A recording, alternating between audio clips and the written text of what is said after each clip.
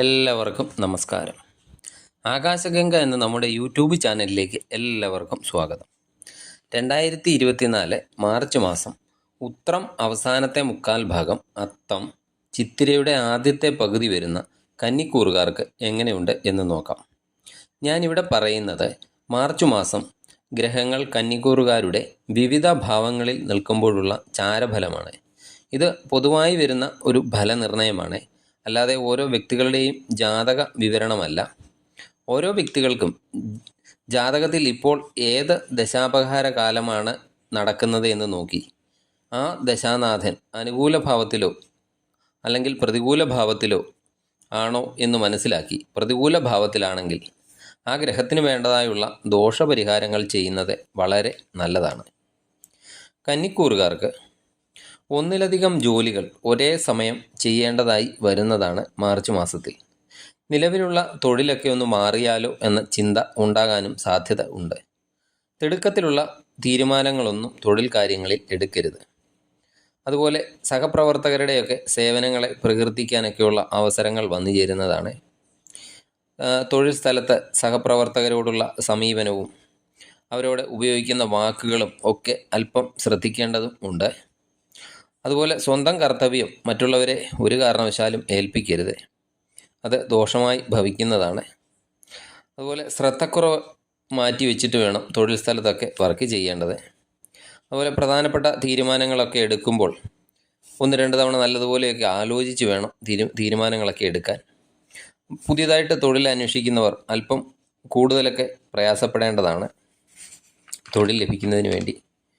അതുപോലെ വിദേശ തൊഴിലൊക്കെ അന്വേഷിക്കുന്നവർക്ക് അനുകൂല സമയം തന്നെയാണ്. വ്യവസായ രംഗത്തൊക്കെ ഉള്ളവർക്ക് പ്രതീക്ഷിക്കുന്ന ഒരു ലാഭം ഉണ്ടാകണമെന്നില്ല. പങ്കാളിത്ത ബിസിനസ് ചെയ്യുന്നവർ പങ്കാളിയുമായി ചേർന്ന് ഉചിതമായ തീരുമാനങ്ങളൊക്കെ എടുത്തു വേണം മുന്നോട്ടൊക്കെ കാര്യങ്ങളൊക്കെ നീക്കേണ്ടത്. സാമ്പത്തികമായും അത്ര ഒരു അനുകൂല കാലമല്ല കന്നിക്കൂറുകാർക്ക്. ചിലവുകളൊക്കെ അധികരിക്കുന്നതാണ്. അതുപോലെ അവ്യക്തമായ പണമിടപാടുകളിൽ നിന്നൊക്കെ ഒഴിഞ്ഞു നിൽക്കേണ്ട സമയമാണ് മാർച്ച് മാസം. ധനമൊക്കെ വന്നു ചേരും, എങ്കിലും അത് നിലനിർത്താനൊക്കെ അല്പം പ്രയാസം നേരിടുന്നതാണ്. വരവ് ചെലവുകളൊക്കെ പൊരുത്തപ്പെട്ട് കൊണ്ടുപോകാൻ അല്പം പ്രയാസം നേരിടുന്ന സമയം കൂടിയാണ് മാർച്ച് മാസം. വിദ്യാർത്ഥികൾക്കും അത്ര അനുകൂലമായ ഒരു അവസ്ഥ കാണുന്നില്ല. പഠനത്തിലുള്ള ശ്രദ്ധയൊക്കെ കുറയുന്നതാണ്. അതുപോലെ പരീക്ഷകളിലൊക്കെ പങ്കെടുക്കുന്ന വിദ്യാർത്ഥികൾ എക്സ്ട്രാ സമയമൊക്കെ കണ്ടെത്തി പാഠങ്ങൾ ഒന്നിലധികം തവണയൊക്കെ റിപ്പീറ്റ് ചെയ്യേണ്ടതാണ്. വിദേശ പഠനത്തിനും ഉയർന്ന കോഴ്സുകൾക്കും ഒക്കെ പോകാൻ ഉദ്ദേശിക്കുന്ന വിദ്യാർത്ഥികൾ അല്പം കൂടുതലൊക്കെ എഫേർട്ട് എടുക്കേണ്ടതായി വരുന്നതാണ് ഈ മാർച്ച് മാസങ്ങളിൽ. പുതിയതായി വിവാഹം ആലോചിക്കുന്നവർക്ക് കാലതാമസമൊക്കെ അല്പം നേരിട്ടേക്കാം. അതുപോലെ ബന്ധുജനങ്ങളുടെയൊക്കെ പെരുമാറ്റം മനസ്സൊക്കെ അസ്വസ്ഥമായേക്കാം.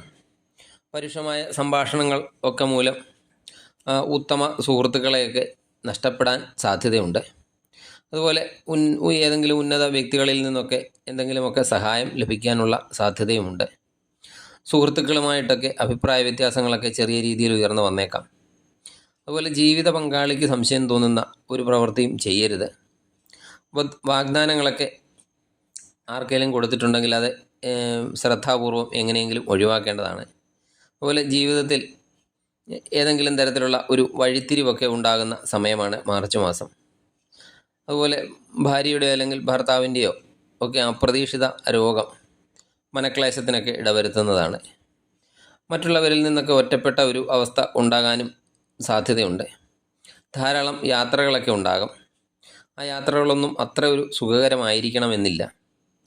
ദമ്പതികൾ തമ്മിലും അതുപോലെ കുടുംബത്തിലെ മറ്റംഗങ്ങൾ തമ്മിലുമുള്ള കമ്മ്യൂണിക്കേഷൻ ഒക്കെ അല്പം ശ്രദ്ധിക്കേണ്ടതാണ്. ശത്രുഭയം, പുത്രദുഃഖം ഒക്കെ ഉണ്ടാകാവുന്ന ഒരു സമയം കൂടിയാണ് മാർച്ച് മാസം. ആരോഗ്യകാര്യങ്ങളിൽ ശ്രദ്ധിക്കേണ്ട സമയം കൂടിയാണ്. യാത്രകളിലും ആഹാരത്തിലുമൊക്കെ നല്ല ശ്രദ്ധ വേണം. അതുപോലെ ജീവിതശൈലി രോഗങ്ങളൊക്കെ ഉള്ളവർ നല്ലതുപോലെ ശ്രദ്ധിക്കേണ്ട സമയവുമാണ്. ദൈവാധീനത്തിനായി വ്യാഴാഴ്ചകളിൽ മഹാവിഷ്ണു ക്ഷേത്ര ദർശനം നടത്തി പ്രാർത്ഥിക്കുക. അതുപോലെ ദേവി ക്ഷേത്ര ദർശനം നടത്തി പ്രാർത്ഥിച്ച് ദേവിക്ക് കഴിയുന്ന വഴിപാടുകളൊക്കെ നടത്തുക. നിങ്ങൾക്ക് നല്ലൊരു മാസമായി തീരട്ടെ മാർച്ച് മാസം എന്ന് ആശംസിക്കുന്നു. നന്ദി, നമസ്കാരം.